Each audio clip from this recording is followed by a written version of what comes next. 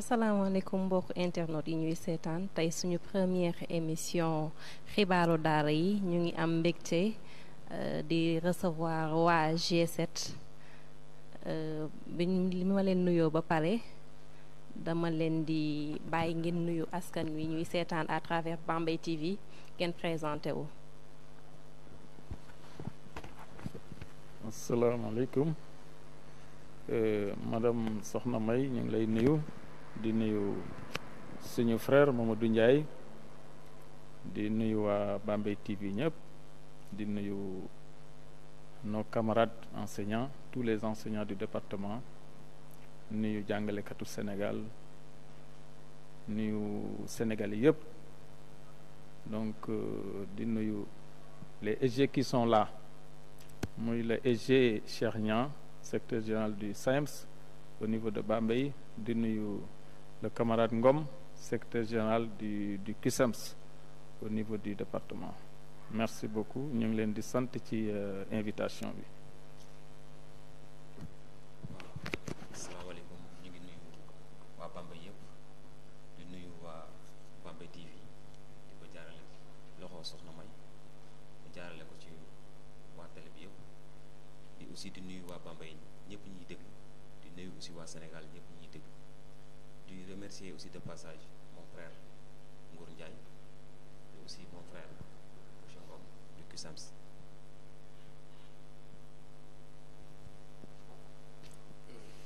asalaamaaleykum mbokku internet yi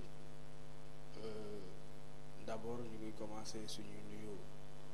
ci ñi nga xamante ne nii ñoom la yàlla dogal ñu invité nu pour la première fois pour ñu mën a jàkkaarloog askan wi wax ak ñoom ñu ngi leen di jaajëfal deuxièmement may nuyu sama naataango yi nga xamante ne nii ñoom ñoo fi teewal G7 comme monsieur Ngor Ndiaye le secrétaire général du CELS et monsieur Niang le secrétaire général du SAEMS man maay monsieur Ibrahima Ngom secrétaire général du CUSEMS au niveau du département de Bambey après maa ngi nuyuwaat képp ku nga xam ne yaa ngi yëngu ci njàng ak njàngale rawatina tout temps yi nga xam ne ñoo ñu fi tax a toog maa ngi leen di jaajëfal di leen ñaanal gudd fan ak wér-gu-yaram ñaan yàlla nag émission bi lépp lu ñu fi wax yàlla na doon njariñ askan asalaam. dañuy des ak yow monsieur Ngom est-ce que mën nañu xam tey jii boo waroon présenter G7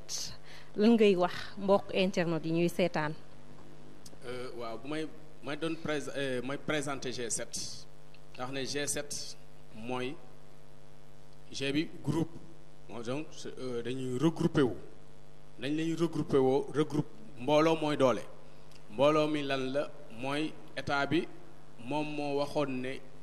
syndicats yi dañoo bari bu wootee dialogue ñii toog day ëpp ay 30 40 jusqu'à 50 syndicats ñii di gas ñii di suul te bu ñu demee ci démocratie xëy na mën naa am ñi nga xam ne nii ñoo gën a représentatif dañ leen di léser ci démocratie bi léegi ñu woote ay élection de représentativité pour ñu wut ña nga xamante ne ni ñoom ñooy toogal jàngalekat yi di leen waxal di leen déglul maanaam de façon résumé ñoo nekk interlocuteur état bi moo ñooy dox seen digganteeg jàngalekat yi léegi nag état bi lancé ay élection bi ñu demee élection yi les 6 syndicats les plus représentatifs de l'enseignement maanaam juróom-benn syndicats yi nga xamante ni ñoo ëpp doole ci njàng ak njàngale mi diggante ci tout tànk yi ba ca lycée ba mooy 6 syndicats yi ak benn syndicat bi nga xam ne moo ëpp doole ci wàllu syndicat inspecteurs yi ak inspectrices yi léegi juróom-ñaari syndicats yooyu moom la ñuy tuddee G7 moom ñoom la ñuy représenté tey fii ci Bambey TV. waaw ñu gën a xuus ci waxtaan bi est-ce que mën nañ xam tey population bi leen di seetaan internautes yi leen di seetaan ci biir réew ak ci biti réew est-ce que mën nañ xam lan moo waral grève bi. waaw li waral grève bi ñun duñu noppee di ci wax ndax d'abord dañoo njëkkoon a grève en 2011 2012 bi ñu grévé 2011 2012 grève bi tar lool léegi président Macky Sall yàlla dogal ñu teg ko ci njiitum ci boppu réew mi bi mu ñëwee ci boppu réew mi nag mu ne ñu moom comme dafay fekk grève bi dafay fekk ay revendication te xamut revendication nu mu tëdde léegi daal bu sañoon ñu may ko moom mu xam ba mu dugg ci biir dossier bi ba xam nan la dossier bi tëdde léegi biñ ko mayee ba mu xool étudier ko dañu léegi nag ay la yéwén moom mi yàlla indi mu dugg ci biir ci moom mi yàlla dogal mu nekk ci kaw yor njiitu réew mi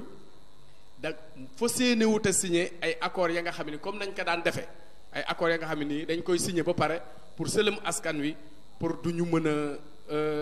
pour juboo moom day signé accords ya nga xam ni c'est des accords réalistes et réalisables mooy la nga xam ni mën nañ ko ci délai bii léegi ñu may ko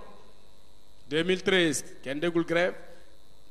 2014 ñu waat ko ci négociation ñu signé ay accords en 2014 2015 accords yooyu réalisé wuñ ko 2016 mu woote waat ay négociation bi ñu ñëwee ci négociation yi en 2016 ñu signé waat encore ay accords léegi nag accords yooyu ñu signé woon dañ ko renégocier waat encore yi nga xam ne nii moom la wax ne am na yuñ ci mën am na yuñ ci mënut ñu renégocier waat ko en 2018 ba ñu signé nag le 30 avril 2018 ñu signé ay accords ya nga xamante ni moom la ñu wax ay accords réalistes et réalisables mu woo askan wépp ne ñu on vient de signer des accords réalistes et réalisables comme on vient de signer des accords réalistes et réalisables benn poñ rek moo desoon ci accords réalistes et réalisables yi mooy le système de l'indemnité de logement indemnité bi moom rek lañ signé wutoon comme accord léegi nag ñu ñëwaat daaw ñu may leen dal pour ñu fexe monitoring bi maanaam suivi bi accord yi ñu signé woon ñu matal ko léegi ñu ñëw ba 2020 vraiment ñu gis ne accord yooyu ñu waxoon avance bi defar yéex lool xaalis bi ñu waxoon dinañ ko ci dugaluñ ko ci ñuy la xaalis boobu nag enveloppe yi ñu def yi ñu budgétisé woon fan lay dugg loolu moo waral encore ñaxtu yu ren ñu fexe nag la ñu juboo woon ñu matali ko ndax gor ca wax ja kilifa nag bu waxee bind signature am da koy tënk day am obligation juridique de respecter les accords loolu moo ñu tax a toog tey di ñaxtuwaat.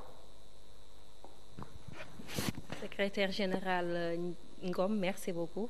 ñu dellu jox kàddu gi secrétaire général Ndiaye wala secrétaire général Niang ñu am luñ ci dolli. waaw comme ni ko sama naataango monsieur Ngom waxee daanaka boo xoolee li yëpp ci suñ deuxième plan d'action bi ñu sumb nii li ko waral mooy état bi dafa amoon ay accords yoo xam ne da ko signé woon ak ñun mu ne dina ko jëmmal dina ko matérialiser ñu toog may ko ab temps daanaka boo xoolee daaw benn grève amul toog nañ une année boo xamante ne tout un chacun ñëpp xam nañ ni grève amul kon may nañ ko le temps nécessaire pour mënoon a étudier évacuer le dossier bi ñu ko remettre te moom moo ñu xamaloon comme ni mu ko waxee lu réaliste la lu mën a def la ba léegi jusqu'à présent daanaka dossier yëpp muy lu ci mel ni carrière enseignant yi da ngay gis ab enseignant day toog lu mel ni 4 ans ba 10 ans du avancé te loolu daanaka day tarrel enseignant bi mais waxuma bu ko du tarrel sax mais daanaka nekk nam day xaw a doy waar parce que nit ki boo ko waree amelee xaalis ba pare joxoo ko daanaka yaa koy xañ dundam lu ki mel ni par exemple mooy corps des administrateurs scolaires boobu daf ne woon dina ko jëmmal mais ba léegi nii daanaka boo xoolee dara la ci jëmmalu ay bind rangé ko ci tiroir au niveau de la présidence lu ko mel ni par exemple professeur de PC ñoom li travail bi ñu waroon def yëpp comité scientifique bi def na ko ak gouvernement bi lan moo des sortir le décret et jusqu'à présent décret bi mënul génn lu ko mel ni comme suñ ko waxee sur imposition état bi mënta amel enseignants yi bor ba pare ne suy fay bor bi da koy imposer waxuma sax imposer bi mu koy imposer mais day jéggi dayoo maanaam nit ki da nga koy amal xaalis ba pare daanaka li ñu koy jox da ngay jël lu ëpp daanaka lu toll ak moitié bi wala sur le faux sax en quelque sorte des fois ñenn ñi sax dañuy préférer ne ñoom bëgguñu sax seen rappel kon ce qui pose problème kon donc yooyu dafa nekk ay points yoo xamante ne te ñoom ñoo ñu xamaloon ne yooyu yëpp day jeex te surtout ce qui concerne par exemple système de rémunération des agents de l'État parce que enseignants yi mënuñu di continuer di nekk le parent pauvre du système de rémunération des agents de l'État mënoo am ci état bi ñii am ndey ñii amuñu ndey enseignants yi noonu lañ mel soo xoolee ci administration bi te état bi moom nangu ne am na yoo côté boo xamante ni injustice dafa am nangu na ko mais bi ko nangoo ba pare ñu may ko at mu ne comme dafa jàmm te la temps bi ñu koy may te dafay tuuti nañ ko may mu gën koo étudier mais ba léegi nii daanaka dara la ci def kon ce qui montre que ni gouvernement bi amul volonté mauvaise volonté la animé en quelque sorte leneen li ma ciy dolli mooy par exemple actuellement les professeurs de philo sont confrontés à un problème parce que simplement l'État refuse de payer les professeurs qui encadrent les professeurs qui sont au niveau de la formation à distance jusqu'à présent d'ailleurs c'est la raison pour laquelle certains professeurs sont toujours confrontés à ces problèmes-là parce que ñoom dañoo amoon des diplômes spéciaux l'État dem ba créer des instances yoo xamante daf leen di permettre ñu am formation bi ñu fa démarrer formation bi au lieu mu bàyyi leen ñu achever formation bi lu muy décider ba après doo ko décider mais permettre leen sax ñu terminer la formation pourquoi parce que simplement professeurs yi la fayu ça c'est un problème donc am na yoo xamante ni mënta wéy te mënta continuer donc am na point yoo xamante ni on ne va plus tout simplement permettre à l'État de revenir en arrière il n'a qu'à agir et matérialiser ces actes-là. Secrétaire général Ndiaye loo si dolli si sa collègue li ñu jot a wax. voilà di rafetlu rek émission bi très sincèrement nga permettre ma ñëwaat ci premier point bi mooy G7 bi nga xam ne le camarade SG Ngom wax na ci dama ci li ma ciy dolli mooy xam nga dans toute société il faut mu am li ñuy naan organisation il faut nit ñi ñu am taxawaay boo xam ne dañuy segg ñi nga xam ne ñoo am seeni mandat ñoo am capacité pour représenter askan bi donc système représentatif boobu li am ci wàllu politique moom moo ñëw ci wàllu syndicat parce que lépp organisation sociale la moo tax li mu wax ne y avait presque 30 syndicats yoo xam ne su état bi woote woon dialogue waxtaan concertation dafa demoon ba pour nga am hôtel boo xam ne sax moom mooy accueillir tous les syndicats day jafe wala salle boo xam ne dina mën a contenir les acteurs sociaux parce que parents d'élèves ak ñeneen la société civile dañ ci doon bokk donc ñu gis ne loolu mënuñu woon am un dialogue sincère un dialogue fondé sur en tout cas la réalité wala les aspirations des syndicats parce que syndicat ay travailleurs la ëmb ay liggéeykat ñooñu dañu bëgg a avancer dañu am ay jafe-jafe yoo xam ne dañ ko war a xeex mu jóge fi ñu mën a gën a avancer seen liggéey gën a ñoŋ loolu pour mu am nag il faut am ñoo xam ne ñooy xalaat di réfléchir profondément porter problème yooyu porter ces aspirations là devant le gouvernement ñu teg ko carrément xam niñ koy waxtaanee niñ koy tegee niñ koy revendiquer pour solution am loolu nag du mbooloo mi ñëpp ñoo ko man moo tax ñu dem segg syndicat yi état bi ne léegi dootul nekk l'existence du syndicat maanaam syndicat bi am na jox nañ ko récépissé existé na déedéet léegi dañuy xam est-ce que kooku am na mandat base bi est-ce que base bi wóolu na ko pour yóbbu ko ci ay négociations est-ce que am na technicité ak capacité pour représenter jàngalekat yi devant le gouvernement parce que ku ne xam na ne gouvernement dañoo xarañ ay techniciens lañu kuy wax ak ñoom même au niveau des IEF au niveau des IA devant le gouverneur devant le préfet soo fay demoo fa pour wax rek mu déglu la da ngay dem pour ni li ngay wax nga am foo ko fondé foo ko teg ba soo ko waxee mu déglu la ba problème yooyu mu apporté ci ay saafara donc looloo tax état bi ne nañu dem ak les syndicats ñu dem ci ay élections en 2017 bi ñu demee élection vraiment ci la ñu segg ñi nga xam ne ñoom ñoo am mandat jàngalekat yi ñu dem représenter ñooñu devant le gouvernement ci la ñu tànn 7 syndicats yooyu xam nañ leen mooy le CELS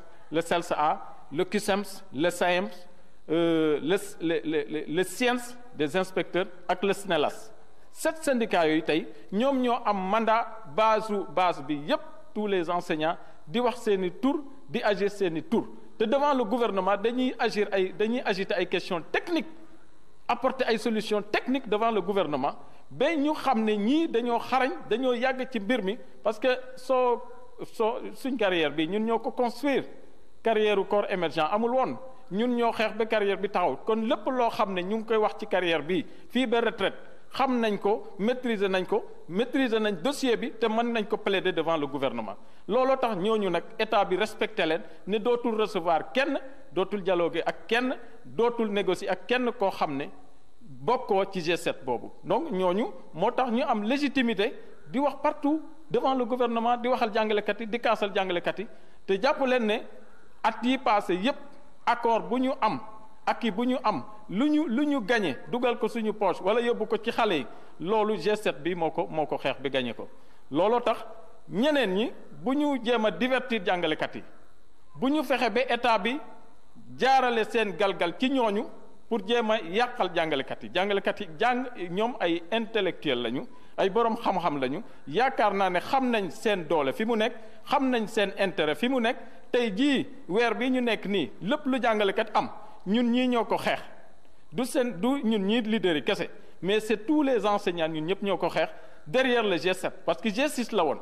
mais CNC bi inspecteurs yi bi ñu demee dérouler ay plan d'action yu bëree bëri état bi mënu leen recevoir parce que mbooloo mooy doole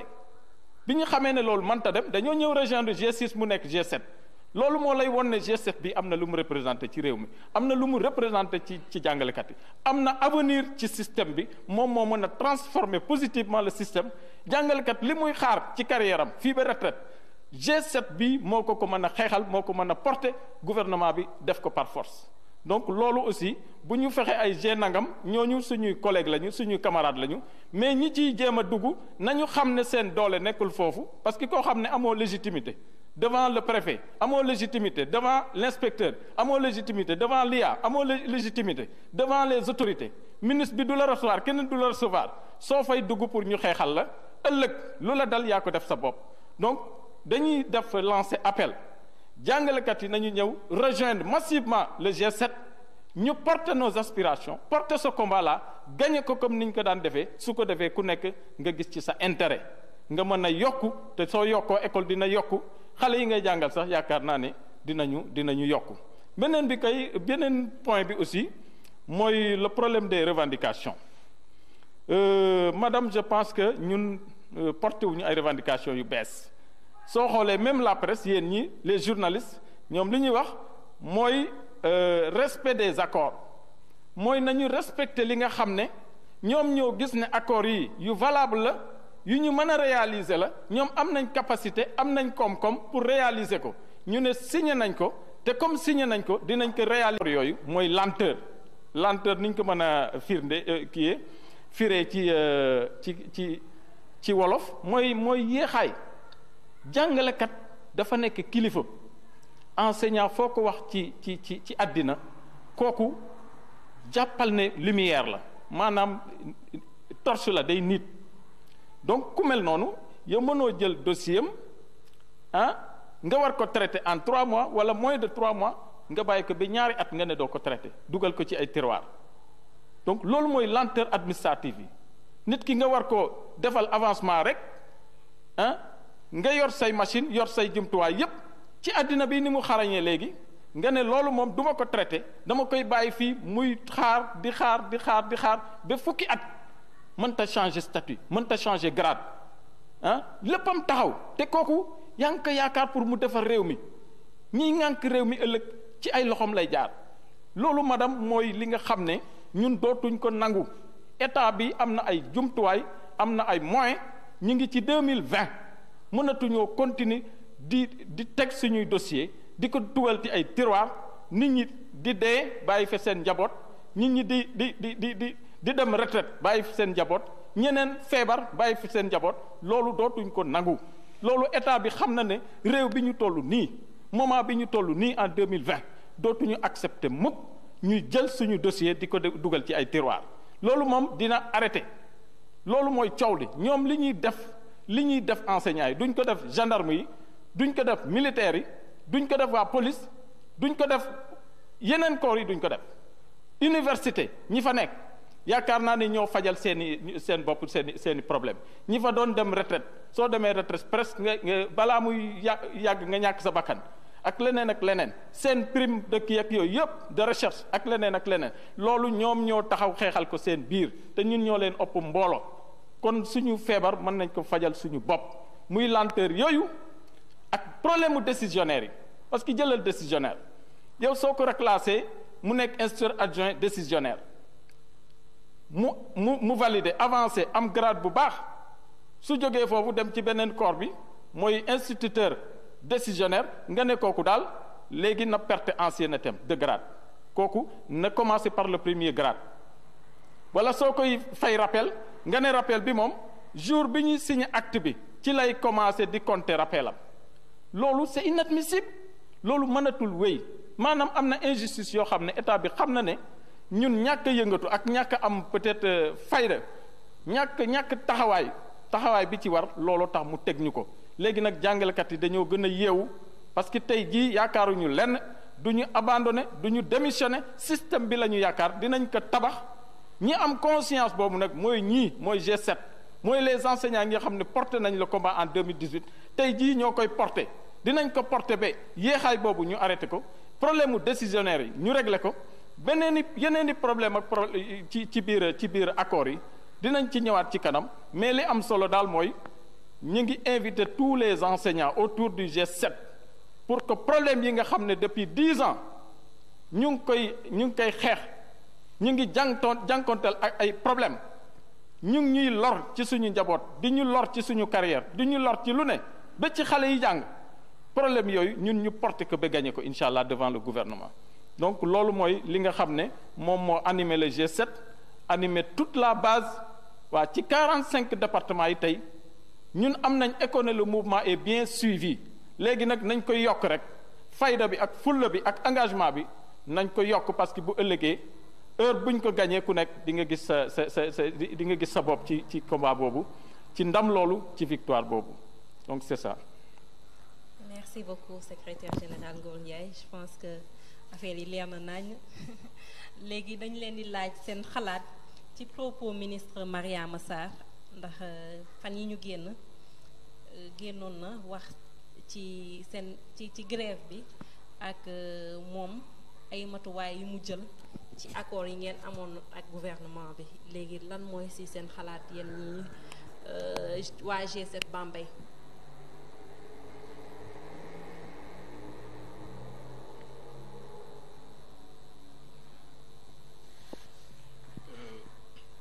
ministre bi ñu dellusiwaat ñun li ñuy xaar ci ñoom mooy matérialiser suñuy accord xaaruñu ci ñoom ay négociation yu bees ndax li tax xaaruñ ci ñoom ay négociation mu bees mooy premier ministre ci gouvernement Sénégal fii ni muy tëddee amul à part président de la République amul kenn ku gën a kawe premier ministre te négociation yi ñu signé le 30 avril 2018 njiitu gouvernement bi muy premier ministre Boun Abdallah Dionne moo teewoo woon bañ koy xaatim ak représentant COSYDEP représentant G6 tous les secrétaires généraux ak représentant Assemblée nationale waa COSYDEP waa FENAPES ñooñu ñëpp nga xamante ne nii toog nañ gérer signé et donc ñun xaaruñ ci ministre bi ay négociations yu bees li ñuy xaar kay mooy monitoring bi suivi bi délai bi ñu xawoon ne bi nga xamante ne waxoon nañ ñu ko te mu weesu léegi ñu fexe ba fii ñu jëm ñu fexe ba loolu ñu waxoon ñu jëmmal ko mu doon dëgg parce que mag bu waxee aussi dafay war respecter ay cadeau ndax système de rémunération kese laa la wax ni moom la ñu jubóowutoon te système de rémunération dañ ñoo waxoon ne li tax jubóowuñ ci woon dañoo waxoon ne léegi ñoom dañuy def seen audit ñu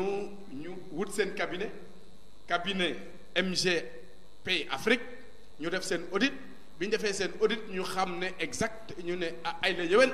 xam nañ ne am na ay système de rémunération Sénégal moom amul équité jaarut yoon tëddewut njaaxaanaay léegi plus ça léegi ñoom ñu ne ñoom ay les inspecteurs généraux d'État ñoom dañuy defaat beneen audit gouvernement bi engagé loolu ñu jël suñu xaalis suñu lémp yépp dugal ko foofu fay ay experts ñu def ay audit ñu génn ay conclusions ñoom ñu xam ne conclusions yi c'est à la faveur des enseignants parce que xam nañ ne système de rémunération bi tëddut njaaxaanaay ñu bëgg a jël conclusion yooyu bañ koo publier bëgg koo dugal ci tiroir kon bu ñu ñëwee tey di am leneen lu ñuy wax ci accord yooyu dañuy bëgg a divertir ñun duñu nangu ñu divertir nu li ñu leen di ministre bi ñu koy wax mooy nañuy fexe li ñu waxoon ak ñun ñu jëmal ko ñu dëggal ko parce que mag bu waxee ay waxam da koy tënk day fexe li mu wax méngoo ak li muy jëf loolooy ngor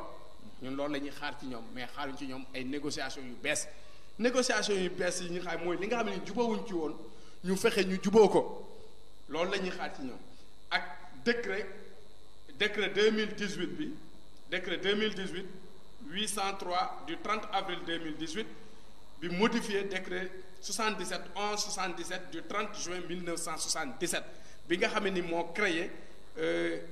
le corps des MEPS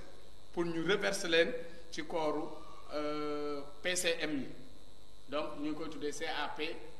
EPS donc certificat d'aptitude professionnelle pour les éducateurs pour les professeurs de PS qui n'existait pas léegi nag ñu modifier décret bii nii décret 30 juin 2017 bii nii ñu modifier ko pour créer corps boobu verser fi MEPS bi ñun loolu la ñuy xaar ci ñoom non pas ñu ñuy divertir loolu laa am ci li may wax ci li ministre bi wax. la secrétaire général ñaa moom lu mu ci xalaat. soxna May comme ni nga ko waxee daanaka sama naataango monsieur Ngom wax na lépp pratiquement l'heure n'est plus à des négociations tollatuñ foo xamante ni dañoo war a toog fi di négocier di dem ay rencontres parce que tout a été dit lépp li ñu waroon a def nañ ko am na ce qu'on appelle le comité de suivi boo xamante ni mooy assurer tout ce qui devait se faire lépp li nga xamante ni waroon nañ ko def ci wàllu ay waxtaan ci wàllu ay xaatim lépp comité boobu géré na kon ce qui veut dire que dara desatu fi xam nga lan moo fi des jëmmal gis nga nag sa Ngom dafa wax sànq lu am importance dilatoire mooy ngay def genre naq saale au lieu nga war a def li nga war a def doo ko def mais tu fais perdre aux gens du temps da ngeen di perdre du temps en les appelant à des négociations au niveau des hôtels ak ainsi de suite problème bi du foofu il faut que les gens sachent cela il faut nit ñi xam ni mbir mi du foofu mbir mi fan la dañoo war a réaliser li nga xamante ñoom ñoo ko xaati mënu ñun te ñoom dañ ne woon nañ leen may ab diir pour ñu étudier ko xool ba xam dina nekk loo xamante ni lu ñu mën a réparer wala lu ñu mën a def mais ñoom ñoo xool ba seetaat xam ni lii lu mën a nekk la ñu ne ay la yeewoon wax dëgg fa yàlla la ngeen wax dëgg la am na ay incorrections yoo xam ne nekk nañ ci système de relation au niveau des gens plus particulièrement pour les enseignants ñoom ñu nangu ko bi ñu ko nangoo nag ñu def études yi ci war yëpp bi ñu defee études yi ci war yëpp dara desul lu génn résultat yi ñu denc résultat yi parce que xam nañ ni enseignants yi dañ leen a léser bu baax a baax a baax ñoom xam nañ ni enseignants yi wax dëgg fa yàlla ñooy nekk les parents pauvres du système kon loolu arrangé wu leen parce que état moom il faut nit ñi xam dara ñoom s'il s'agit de sortir de l'argent moom non duñ ci sawar surtout nag pour su fekkee enseignants yi la ñoom daanaka moom jàpp naa ni ñoom enseignants yi c'est leurs ennemis c'est ça il faut le dire c'est ça le problème donc comme li mu wax daanaka moo fi nekk dilatoire moo fi nekk dara nekkaatu fi lu dilatoire li ci des nag mooy pratiquement ministre bi dégg nañu bu baax li mu wax sànq moo fi nekk l'heure n'est plus à la négociation on ne peut plus se permettre de faire une négociation ce qu'il faut faire c'est de matérialiser les actes et accords yi duñ ci dellu ginnaaw pour di ko négocier te parce que ñoom ñoo waxoon ni accords sont des accords réalistes et réalisables luñ mën a def la kon li ci def mooy ñoom nañ ko jëfee. merci beaucoup secrétaire général Niang ñu jox kàddu gi secrétaire général Ndiaye moo sànni ci kàddoom. waaw ci problème mu ministre Mariama Sarr ministre de la fonction publique li ñu njëkk a jàpp mooy kooku elle est irresponsable parce que li tax ñu ne ku irresponsable la mooy mënoo dem ba lancer opération dématérialisation nga ne léegi amatul signature manuscrite xam nga acte yi génn yëpp soo ko xoolee doo gis loxoom bu signé acte directement amatul machine mooy signé acte yi mooy signature numérique il suffit moom mu cliquer machine rek pour mu signé acte yu bari mais kooku comme responsable moo tax muy jël ay junni acte ci biroom ci cabinetam mu bàyyi leen foofu pendant 4 weer bañ leen a signé te signature il suffit mu cliquer ci machine am rek pour signature bi porté wu ci acte yi mu génnee leen parce que noonu la ñuy générer léegi acte administratif mais loolu irresponsabilité la kooku ba syndicat yi ñëw ne ko madame est-ce que xam nga ne nangami acte ñi ngi s'ouvrir sa bureau muy soog a génn di jël presse bi di justifier kooku dañ ko war a dàq su doon ci pays tubaab yi ñi nga xam ne am nañu dignité genre yooyu dañuy démissionner mais comme Sénégal moom benn kilifa du rus fii looloo tax muy jël presse bi di ci wax loo xam ne amul fenn kooku moom moo tardel les agents de l'État moom moo tardel enseignants yi mënoo projet nga produire que en 2018 ba fi ñuy waxee nii projet 2017 am na yu génnagul 2017 ba 2020 ñaata at la projet 2017 ba tey am na acte yoo xam ne génnagul projet 2018 li ci ëpp génnagul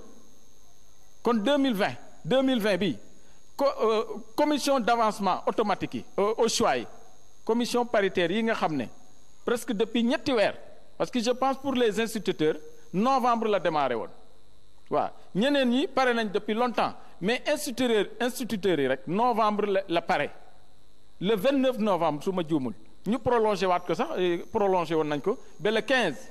mais ba fi ñuy waxee ni madame liste officielle bi nga xam ne mooy wane ne diw ak diw jàll nañu liste boobu ba tey mënu ko produire kon loolu mooy irresponsabilité Mariama Sarr moom du tey jii man mi personnellement mënatuma considérer ni Mariama Sarr ministre de la fonction publique la parce que fonction publique dafa war a fonctionner te moom fonctionné wul tey jii coow li c'est comme si service public amatul ci état Sénégal service public fi muy am nit ki client bi usager bi soo ñëwee dañ lay dalal taataan comment dirais-je accompagner la dalal sa xel taxawu la defal la li nga bëgg ba pare accompagner la ba pare ne la est-ce que yow tu es satisfait demal ci pays européens yi da nga koy servir ba pare laaj ko est-ce que yow amoo lu la metti ci service public bi mais tey bii service public Sénégal dafa feebar dafa am problème même le président de la République xam na ko lu tax mu génne premier ministre ci architecture gouvernementale nee na parce que procédure de prise de décision yi dafa yéex su envoyé benn note au premier ministre soog a envoyé à l'autre ministre balaa muy retourné waat ci moom muy jël décision loolu tax mu génne premier ministre ci gouvernement bi mais loolu su ko defee ba pare mais na ñoŋal fonction publique na ñoŋal service public ku soxla service ci ni mu gën a gaawee ñu taxawu la nga am sa li nga bëgg ci état bi sinon gis nga Sénégal dañuy foowee agents yi nga xam ne ñoo porté lépp luy économie lépp luy développement lépp luy éducation tey jii jël système éducatif mën nga koo génne ci réew ñooñu suñu bégul réew mi du dem nañ waxante dëgg fii ku fi baax ci loxo jàngalekat nga jaar mais Mariama Sarr jël suñuy këyit tëj ko ci tiroir pendant ñeenti at juróomi at su jógee foofu dem solde mu toog fa ñaata dossier la réeral bi ñu xeexee bi G7 xeexee ci la ñu génnee benn liste ay rejet te ñoom depuis 3 ans dañu ne woon sooy déposer demande sooy bind demande defal sa numéro sa dossier su amee problème ñu woo la nga constitué waat papier bi nga ñëw ñu dugal la mais tey jii xoolal liste bi circuler dans les réseaux ñaata nit la ñu rejeté seen dossier pendant ñeenti at xamuñu ne sax seen dossier rejeté nañ ko loolu mooy irresponsabilité de madame le ministre Mariama Sarr moom moo gën a irresponsable ci gouvernement bi parce que mooy yore carrière u jàngalekat yi yore carrière u agent de la fonction publique ba pare toute la fonction publique te tey ji defu ci dara dématérialisation kay waroon nañoo toll foo xam ne tey mais du ñu jëlee dossier IEF Bambey mu dem IA jóge IA dem ministère éducation jóge ministère éducation dem fonction publique mu ñëw foofu di nelaw loolu 2020 war nañoo dépasser étape yooyu Mariama Sarr su dee dañ ko jox xaalis mu lekk ko na ko wax mais état bi je pense que mënoo lancer opération dématérialisation nga ne léegi opération boobu doxul ba jàngalekat ñi ñu rejeté seen dossier seen acte continue di durer 3 ans 4 ans 5 ans loolu c'est inadmissible ñun ñoo koy xeex état bi su dee joxu ko xaalis wala da ko jox xaalis na ko auditer xaalis boobu fu mu jëm da ngay dem fonction publique sax courant coupé internet du am agents yi duñu liggéey. Il y a des agents compétents là-bas, mais le ministre ne fait absolument rien pour développer le service public, pour rendre le service public opérationnel. te loolu nag ñun ñooy am suñu fulla ak fayda pour ne leen ñun ci fonction publique la ñu bokk. service public la ñun ñii ñoo moom service public du pour Mariama Sarr su liggéeyul dinañu xeex ba mu jóge foofu mais lii ren jii dina dak dina arrêté ba acte mais mënoo jàkkaarloog sa machine madame ba pare enseignant bi nekk fële tëju ci néegam bëgg a defar fiche pédagogique en 2 heures de temps wala moins en 1 heure de temps yow nga toog acte produire un acte à partir de la machine tu as tout l'arsenal pour produire l'acte tu as tout le dispositif nga ne duma ko def te jàngalekat boobu di rey boppam di def ay fiche am di def ak leneen ak leneen di xëy heure di wàcc heure loolu je pense que état na jël ay responsabilités am ñun duñu sacrifier suñu vie duñu sacrifier suñu carrière duñu sacrifier suñu njaboot ñoom ñu jël alal ji di ko détourner foo xam ne foofu de priorité nañu mettre la priorité sur l'éducation et éducation toutes les études ont montré que l'enseignant est le premier acteur du dispositif mooy le premier intrant pédagogique l'enseignant soo investir ci moom investir nga ci doomu aadama yi yor réew mi ëllëg kon loolu état na ko xam su ko xamul ñun xam nañ ko te ce combat là désormais le G7 va le porter et inchallah dinañu gagner le combat dootuñ accepter loolu mukk ci àddina Mariama Sarr na arrêté di wax ñun santuñu ko wax dañu ne na traité suñu dossier su traité acte ba pare mu yóbbu ko solde lu mu waxoon waa solde lan lañ waxoon lan lañ signé woon ci accord yi 1000 matricules par mois mais Mariama Sarr n'est même pas capable de produire 500 actes par mois mënu ko kooku jar na muy topp presse bi di wax kooku moom moo ñu gën a décevoir ci état bi li ci des mooy le monitoring SG wax na ko sànq mais kan moo yore léegi le monitoring Boun Abdallah Dionne quand il était premier ministre moom moo doon piloter le suivi et l'application des accords mais bi mu fi jógee ba léegi kan moo ko yor Cheikh Kanté mënul jox benn ministre instruction ne defal sa liggéey wala foo tollu ci liggéey bi parce que rang de ministre rek la yor mais su dee day piloter ki ñu bëgg mooy koo xam ne am na rang am na autorité pour influer sur le gouvernement sur toute l'équipe pour ñu diligenter la mise en application de nos accords loolu lañ bëgg mais Cheikh Kanté il est incapable de conduire les négociations il est incapable d'instruire de donner des instructions à ses collègues pour ñu def liggéey bi loolu mooy plombé kii bi mooy indi coow li te tey jii système bi yàqu nii kenn yàqu ko lu dul état du Sénégal jàngalekat yi dañuy xëy heure di wàcc heure wax nañ ko donc li des mooy gouvernement bi moo xëyul heure wàccul heure ñoom nag suñu deful seen liggéey pour ñun ñii ñu defar suñu dund defar suñu carrière defar suñu njaboot def ci xale yi loolu suñ ko deful système bi tu yàqoo ñoom ñoo ko yàq parce que ñoo deful li ci war donc loolu la ñuy tirer comme conclusion nañu jël seeni responsabilité parce que ñun jël nañ suñu responsabilité. bien secrétaire généraux yi yëpp déglu nañ leen waa léegi yéen noo leen di uyu population une partie de la population boo xamante ne dañuy ne di jàngalekat yi xaalis rek moo leen jiital bëgg xaalis moo tax ngeen di grève bëgg xaalis moo tax ngeen di def mouvement chaque année lan ngeen di tontu ñooñu et lan ngeen di est-ce que yéen a ngi sóoraale aussi jeexal programme bi ak élèves yi ci grève bi ngeen nekk nii est-ce que yéen a ngi sóoraale programme jeexal programme ak yooyu.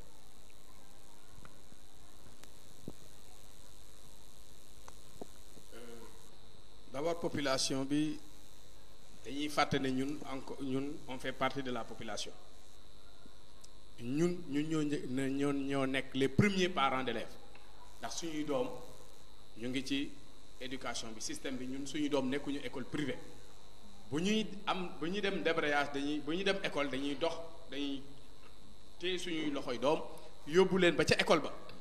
bu ñuy def kon xam nga ne amul lenn la nga xamante ne nii lu ñu neex la pour ñuy débrayer wala ñuy grève ndax li nga xam ne nii moo gën a cher ci suñu dund mooy suñuy doom kon bu ñu sañoon duñu grève suñuy doom nekk ci mbedd mi wala suñuy doom nekk ca kër ga defuñu dara di taxawal loolu d'abord faw ñooñu xam deuxièmement faw ñu xam ne comme secrétaire général Ngor ni mu ko waxee l'enseignant est le premier intrant qu'il faut motiver et former fi mu toll nii nag enseignants yi dañoo démotiver wu démoraliser wu kenn sawaratut ci njàng mi ak njàngale le système n'est plus attractif maanaam kenn élèves yi yëpp man sama classe dama mësoon jël benn jour may ñëw ne leen boy lu ngeen bëgg a doon interroger classe bi 60 élèves amu ci benn élève bu ma wax ne jàngalekat laa bëgg a doon kenn ci ñoom amul kenn ku ma wax ne man jàngalekat laa bëgg a doon donc ñun li ñuy xaar mooy état bi def de telle sorte que le système soit attractif maanaam les meilleurs élèves di def concours pour jàngale si parce que xam nañ ne ñii jàngalekat yi ñoom ñooy defar doomu aadama yi donc ki nga xam ne moom mooy defar xelu doomu aadama ki nga xamante ne nii moom mooy defar nit ki pour suba mu mën a nekk wala mu am nekkuwaay bu rafet donc mu am savoir vivre nekk ci askan wi nekk un patriote vraiment loolu ñun loolu la ñuy defar kon il faudrait que population bi xam ko beneen bi secrétaire général Ngor wax na ko il faut ñu insister ministre bi dañoo bëgg a jaxaseeg askan wi te mënuñoo jaxaseeg askan wi ndax li tax mënuñoo jaxaseeg askan wi mooy ñoom au niveau dépôt dossier yi dañuy wax ne dañuy déposer dossier par voie hiérarchique voie hiérarchique mooy lan mooy kenn ku nekk da nga ki nga xam ni mooy sa njiit moo la diriger directement ki ngay dépendre directement muy sa kilifa kooku foofu ngay déposer dossier bi ñun au niveau du moyen secondaire day ñëw au niveau principal moom moo njëkk a signé boo signé yow sa boo bindee sa demande ba pare principal da ngay signé principal signé nga jaar bu fekkee élève moyen la mu jaar IF signé mu dem IA waa IA signé mu dellusiwaat IF déposer dossier bi foofu IF jox ko un bordereau numéro de dépôt boobu moo koy permettre mu suivre dossier bi est-ce que dossier bi dem na au niveau régional bu demee au niveau régional ñoom foofu aussi numéro de dépôt lañ koy jox bu ñu ko joxee numéro de dépôt léegi bu ñu ko envoyé au niveau du ministère léegi dañ koy jox bordereau d'envoi boobu moo koy permettre mu suivre ko mais IF day contrôler bu IF contrôler ne baax na jël ko bu baaxut IF day rejeter mais li ñu mënta d'accord mooy ñu jox ko IF contrôler ba ne baax na déposer ñu dem au niveau de l'IA contrôler dossier baax na déposer ko au niveau du ministère de l'éducation contrôler baax na ñu yóbbu fonction publique ne am na problème ça pose problème kon ñoom seen li nga xam ne dañ koo décentraliser ñi nga xam ne dañ leen a teg fañ leen war a teg ñuy def li ñëw kon ñoom amatuñu confiance ci ñooñu parce que IF def na son travail ne baax na IA def son travail ne baax na ministre de l'éducation nationale def son travail ministère bi ñu ne baax na ñu yóbbu fonction publique mu ne baax na donc il y a problème kon ñun askan wi la ñuy bëgg a jaxaseel waaye heureusement askan wi ñi xamut ñu néew nañ ñi ci des nag ñoom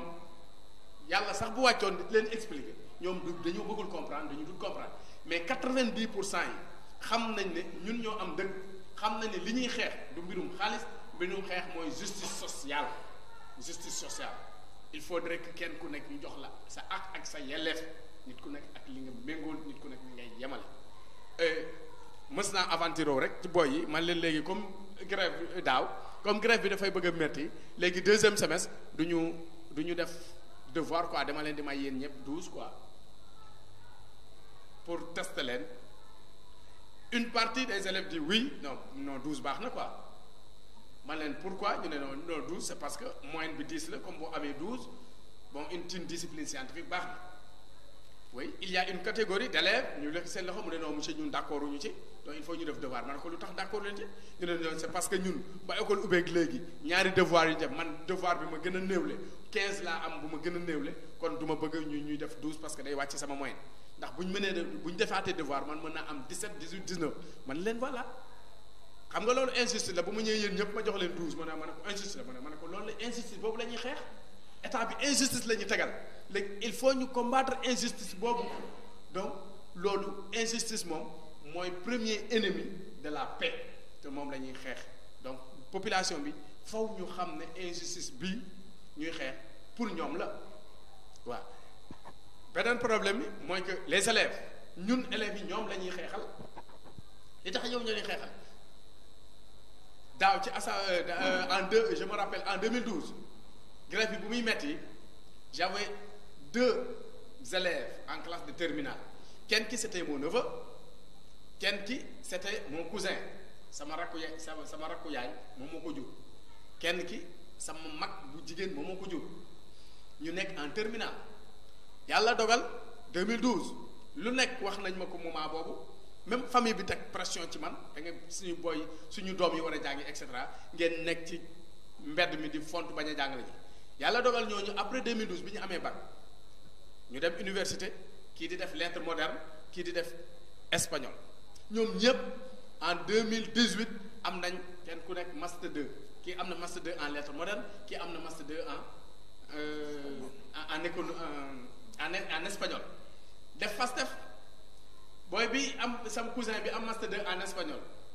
première année école normale la ma woo ne ma grand ma ne ko oui mu ne bu ma man fi mu toll nii maa ngi première année mais incha allah d'ici 2 ans bu ma paree CUSEMS laay bokk ndax gis naa ne injustice bii lii du yoon ma ne ko ba ma la koy wax boobu da ngaa nekkoon élève léegi nag tu as compris xam nga ne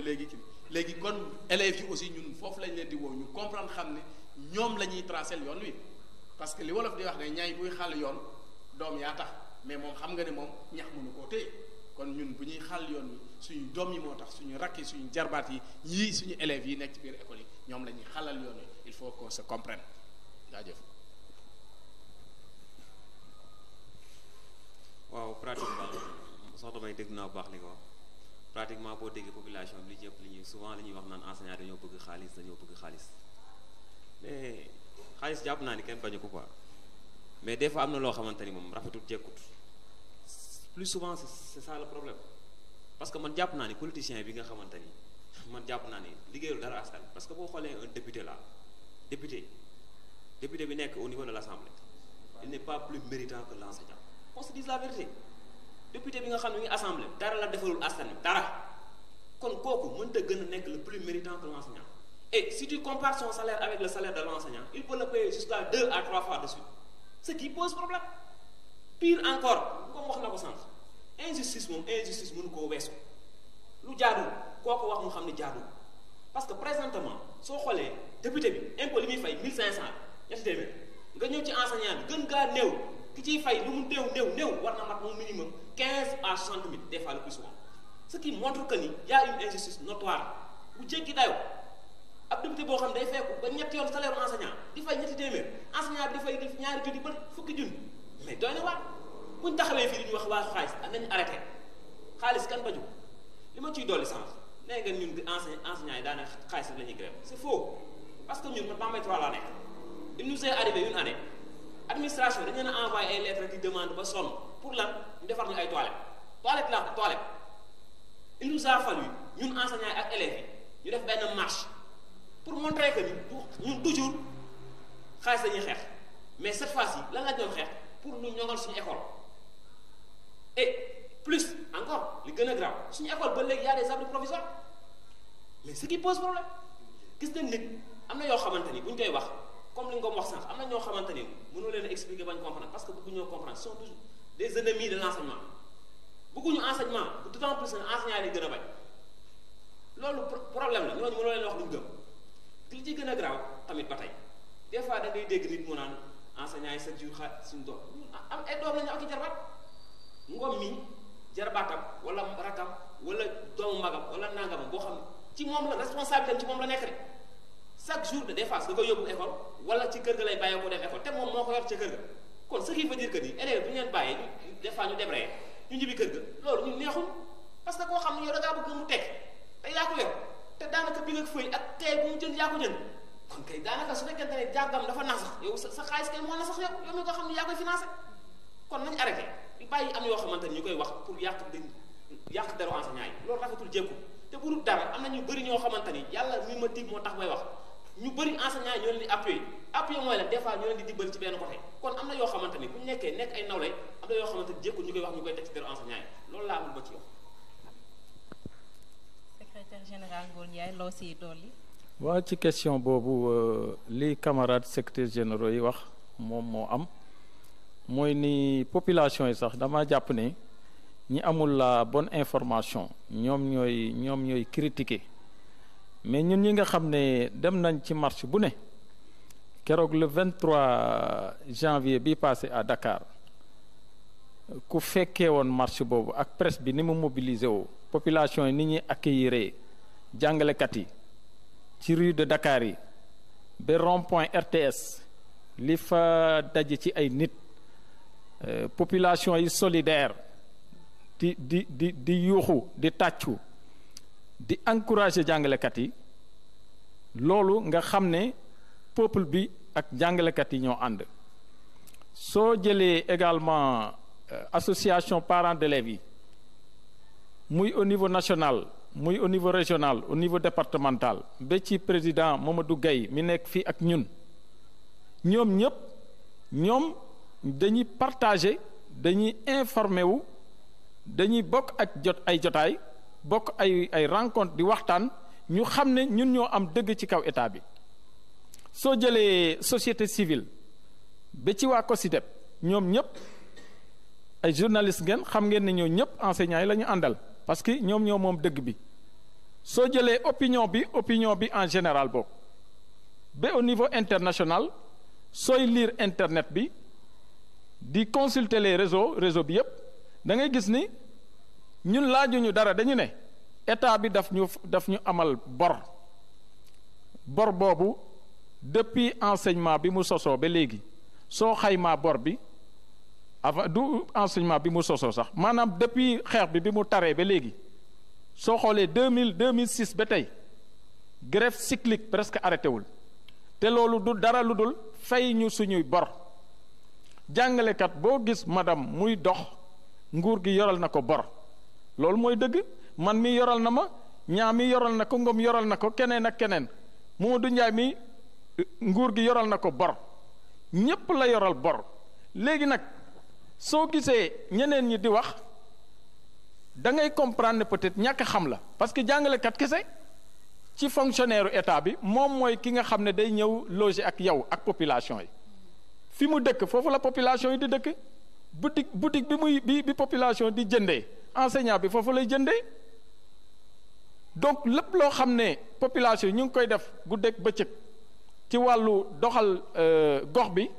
jàngalekat bi mu ngi ci biir di ko doxal te terewul muy def liggéeyam di former njaboot gi ñun suñuy doom ñu ngi ci man mi samay doom ñu ngi ci public bi parce que public bi ku fi defaru nag public bi moo la defar ba ci président de la république loolu moo am kon même ku jàngee privé su kanamee suñu dajee di nga xam ne public bi li muy def ci doomu aadama li muy def ci xale yi privé mënu ko looloo tax ñu gëm public bi war koo defar war a xeex pour mu gën a ñoŋ pour mu gën a rafet pour formation bi gën a dëgër pour état bi jox ko gëdd la super priorité mu mettre l'accent sur l'éducation loolu moo tax ñun ñu gëm ko suñuy doom nekk ci di jàng moment bi ñuy wax nii suñuy doom demuñu école ñu ngi kër ga loolu la ñu gëm mënoo nekk ci système ba pare bañ système ñun ñoo gën a bëgg système bi xeex bi yépp day demaat ci askan bi mais li xew abri provisoire bi ñuy wax madame ñoom dañu ne équité ñu fexe ba instaurer équité dans le système éducatif équité boobu ñun ñii su dul ñun ñii équité boobu du am ñun ñoo jóg ne mënuñu fii Bambey commune mu am ay taax yu rafet xale yi di jàng normalement ci ay conditions yu baax nga dem ba njaabi bee ma nekkoon nga ne léegi daal foofu nañ ko def ay mbaar nañu dem uti sàkket mbaaral leen poussière bi di dal seen kaw xulool yi di leen dàq parce que loolu dama ko dund kéréewuñu lenn loo xam ne lu bees la soo dégloo population bi loolu moo am Bambey mënta am école yu rafet wala CM Jéeri Fall bi ñu nekk nii mu am ay taax yu rafet xale yi suñ ñëwee jàng correctement nga dem Bambey CM Bambey 3 ñu def fa ay mbaar ana équité ba ñun ñooy xeex pour loolu dañ état am na xaalis am na ay partenaires nañu jël bañ xaalis bi ñuy détourner di koy am na loo xam ne ñu ngi koy wax ci internet bi am na ay rapports yoo xam ne publier nañ ko mais xaalis boobu yépp suñ ko defoon ci système bi équité dina am maanaam xaalis boobu na dellu ci njaboot gi population yee ko moom na dem bi seen doom loolu la population yi war a kaas ak ñun mais toog fii naan jàngalekat yi dañu bëgg a xaalis bëgguñu xaalis li ñuy revendiquer nii ñun ñoo ko moom dañ ñu leb suñu bor la dañ ñoo yoral bor. En 2018 bor bi xam nga ñaata la woon 100 milliards téeméeri milliards moom lañ yoraloon jàngalekat yi fi mu nekk nii su yokkul wàññeekuwul parce que soo xoolee rappel fi mu nekk nii ñu ngi ci matricule 691 nangam ah te booba ba léegi matricule yaa ngi avancé ñu ngi ci 720 et quelque kon bor boobu soxna May dafa yokku bor boobu kañ lañ koy fay jàngalekat yi amuñu njaboot. suñ ko fayee jàngalekat yooyu dinañ gën a uti jumtuwaay pour gën a jàngal xale yooyu gën a réussir ëllëg kon looloo tax waa COSYDEP xam ne jàngalekat yi askan bee tax ñu jóg parents d'élèves yi xam ko partenaires sociaux yi xam ko état bi nag xam na ko mais da koo nangut a def dafa am foo xam ne au lieu mu def foofu priorité mu def ko feneen foo xam ne askan bi mënu cee gis boppam donc loolu nañ ci taxaw fexe ba enseignement bi fi ñu ko war a teg ñu teg ko foofu bor bi nga xam ne yoral nañ ko enseignants yi ak seeni dossiers yi nga xam ne war nañ ko traiter à temps loolu suñ ci taxawee coow dootul am te système bi dina produire ñoo xam ne ëllëg ñoom ñooy yor réew mi mais bu ñu yàq mukk système bi loolu duñ ko nangu looloo tax ñu xeex suñ xeex bi pour defar système bi la mais du pour yàq système bi état bi nag moo bëgg xaalis moo tax mu téye suñu bor xam nga koo xam ne yow dalaa yoral bor ay presque fukki at fay ma ko mu ne du la fay mais kooku kayee madame kooku moo bëgg xaalis mais jàngalekat yi bëgguñu xaalis donc li ñuy kaas rek ñaanuñu saraxuwuñu nañu fay suñu bor accords yi mu signé na ko respecté ba moom moo ne accords yi yu baax la yu ma mën a signé la respecté ko na ko respecté état bi moo bëgg xaalis moo bëgg a yàq système bi mooy passer xaalis bàyyi fi système éducatif bi loolu duñ ko nangu. donc bu ñu comprendre bu baax secrétaire général Ngor Ndiaye ce n'est pas un don c'est un dû. waxtu yi nag tënk nañu ma jox leen ku nekk kàddu gi ngeen jox seen mot de la fin. voilà li ñuy terminer rek mooy benn poñ bu ndaw mooy rappel yi ak impôt yu doy waar yi tey jii jàngalekat boo gis li mu gën a tiit mooy bor boobu état su ko koy fay da koy gën a suuxal du ko yëkkati mais da koy suuxal da koy indil problème jafe-jafe mooy état bi da lay noot teg sa dossier ngay xaar ay ati at ba pare su lay fay bor boobu mu nanguwaat ko ba pare teg la loo xam ne attanoo ko ba na ngay dem sax ba sa njaboot dootoo ko mën a yorin bu kii bu normal donc loolu dañuy wax état ne impôt bi mu teg ci rappel yi impôt boobu càcc la c'est du vol na ko arrêté te dootuñu nangu mukk nag mu continuer mënoo yoral nit bor 6 ans 7 ans 8 ans 10 ans nga ne fay naa la bor nga dagg sa impôt ba pare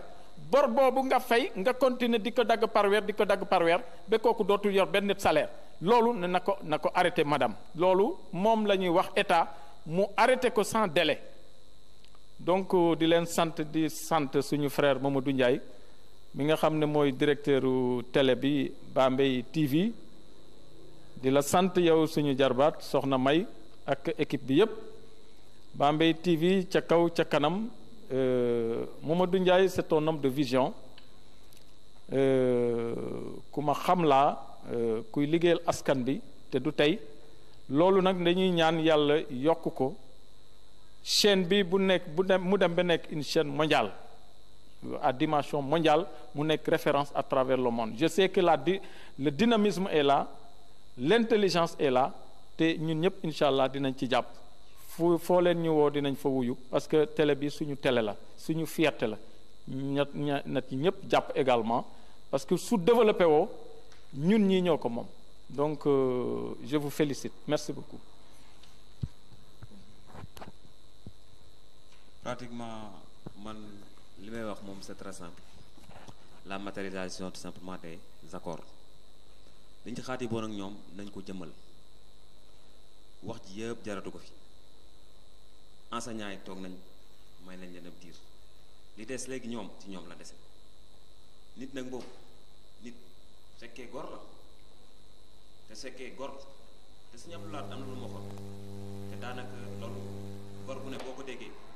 am na loo xamante ni waratul parce que daf ne woon nit su ne soo xoolee ay waxi daaw ak i jëfee na méngoo jàppal ni ko gor la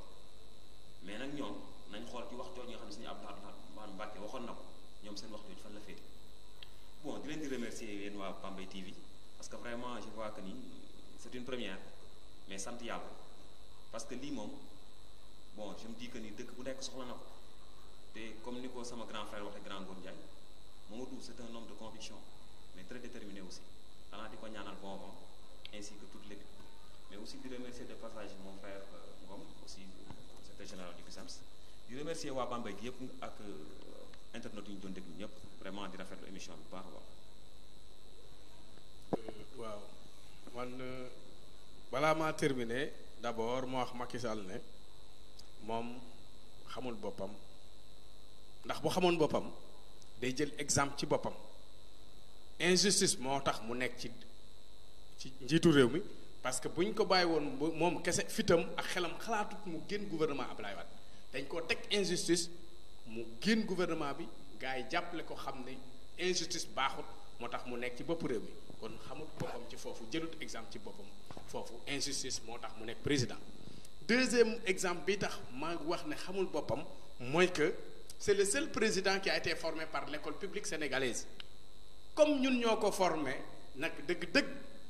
moom li ñu doon xaar ci moom mooy muy dooleel école publique sénégalaise boo xamoon boppam parce que ñun ñoo ko formé kon franchement foofu lañ koy xaar ci moom. léegi nag fi may terminer mooy remercier le principal du CM Djeri Fall, Cheikh Ibrahima Cissé, qui nous a vraiment permis de faire cette émission au niveau de la salle informatique. Et toujours, il a été aux côtés des enseignants, vraiment pour la réussite de la cause enseignante. Donc, nous pouvons remercier au passage. Donc, de les remercier yéen ñi nga xam ne ni permettre ngeen ñu aussi ñu ñëw jàkkaarloo ak askan wi wax ak ñoom pour ñu gën a xam ñun ñi fi ñu teg suñu tànk lu tax ñu teg fi suñuy tànk ak du ma terminer nag to remercier ma sama naataango yi nga xam ne ni ñoom laa nekkal fii muy Grand Ngor ak monsieur Niang de façon particulière mais de façon générale le G7 de Bambey de lancer un appel nag di wax G7 national que ne l'union fait la force nañu booloo amut benn syndicat ba nga xamante ni moom kese à lui seul mën na xeex bi mën na tax président Macky Sall reculer d'une benn millimètre mënta ne léegi mbooloo mooy doole nañu booloo ba xeex lii nga xam ne injustice la ñu teg pour ñu am ko di jaajëfal encore une fois comme ni ma am habitude di ko waxee xale yi balaa nga wax jàngalekat dangay wax jàngkat d'abord ñu ngi ñaanal xale yi nga xam ne moom la yàlla def ñu nekk ay tout temps yàlla leen yàlla may gudd fan ak wér-gu-yaram ñu màgg pour bu ñu màggee fii ñu taxaw ñu mën fee taxaw ci anime bu rafet jaajëf. waaw ñu ngi leen di remercier yéen waa G7 ci seen disponibilité di jéggalu nag mbokk internet yi ci lépp lu ci am lëj-lëj ñu ngi ciy jéggalu lépp lu ci baax ñu ngi ciy sant yàlla di leen jox dig daje beneen émission xibaaru daara yi ak yeneen invité merci beaucoup.